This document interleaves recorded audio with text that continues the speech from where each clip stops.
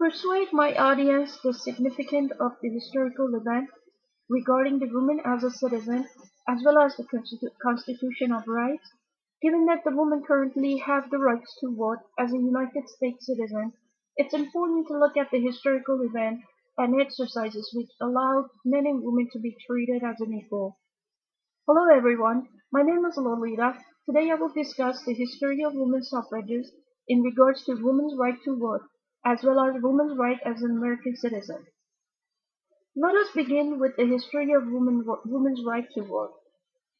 As stated in American Public University's online library under American History videos, female leaders performed great miracles throughout the history of our country.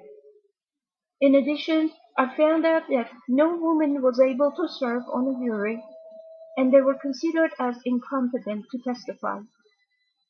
Their ballots were denied as a valid vote, and nowhere in America could women have the rights to vote.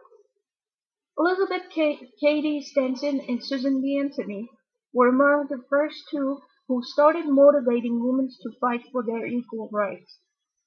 Without those two female friends, women's rights would still be unheard of.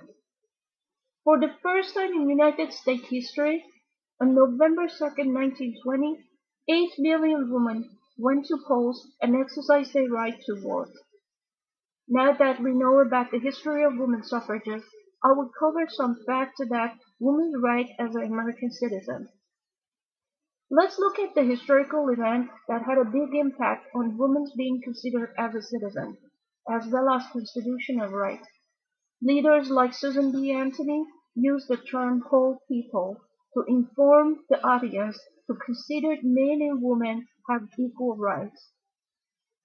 According to Susan Anthony, it was we the people, not we the white male citizen, nor we the male citizen, but the whole people, who found the Union, and in addition we formed it not to give the blessing of liberty, but to secure them, not to half of ourselves, but the whole people. Susan Anthony also argued about hateful obligatory of sexes, that no American citizen could ignore the fact that women cannot be considered any different from any rights. Also, according to Sally Kellerman, in 18th century, women marched and fought for their freedom. Among those women, there was a man named Frederick Douglass who stood up in a crowd and thundered, "Without the vote, women would be unable to change the law that treated them unjustly." Now that we are familiar with the history of women's suffrages and women's given rights as a citizen, I will remind you what we covered so far.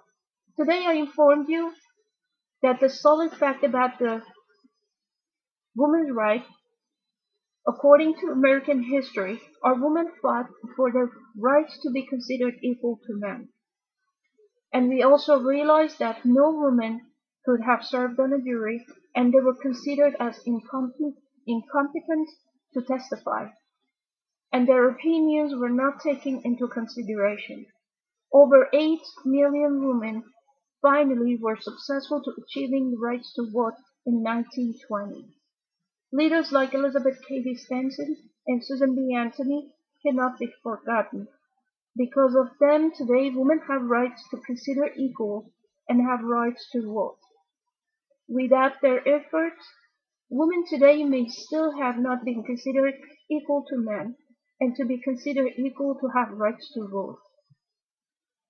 The first thing I will recommend everyone to do is to vote, to register to vote.